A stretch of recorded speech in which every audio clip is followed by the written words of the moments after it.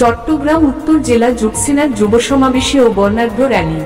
দেশকে প্রত্যাশিত সমৃদ্ধির দিকে এগিয়ে নিতে যুব সমাজকে নেওয়ার আহ্বান। আল্লামা এম এ মতিন। ছাত্রসেনা নেতা সৈয়দ ইমাম রহিম উদ্দিন হত্যাকারীদের দ্রুত বিচার করুন। কাজী মঈনুদ্দিন আশরাফি। বাংলাদেশ ইসলামী যুবসেনা চট্টগ্রাম উত্তর জেলার ৪২তম প্রতিষ্ঠাবার্ষিকী উপলক্ষে যুব সমাবেশে এবং হাজারো যুব তরুণদের নিয়ে বর্ণাঢ্য র্যালি আজ ২১শে জুন শনিবার বিকেলে নগরীর জিইসি কনভেনশন হলে অনুষ্ঠিত হয়।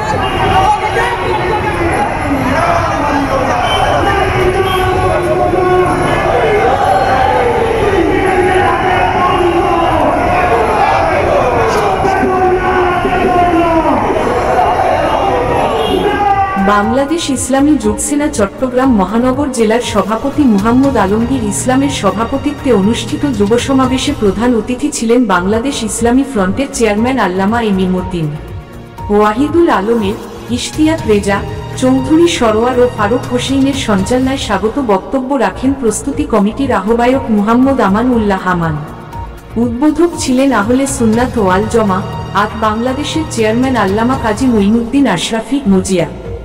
বিশেষ অতিথি ছিলেন কো চেয়ারম্যান সৈয়দ অসিয়র রহমান আল কাদরি, সৈয়দ মোহাম্মদ মুছিউদ্দৌলা, পীরজাদা গোলামুর রহমান আশরাফ শাহ, অধ্যক্ষ আবু তালেব বেলাল, আব্দুর রহিম, মাওলানা মীর আব্দুর রহিম মুনিরি, শেখ আরিফুর রহমান, মাওলানা ফেরদৌস আলম, অধ্যাপক মুহাম্মদ জামাল উদ্দিন, মুহাম্মদ দিদারুল আলম, মাস্টার মুহাম্মদ ইসমাইল, আজিম উদ্দিন আহমদ, এইচ এম শহীদুল্লাহ।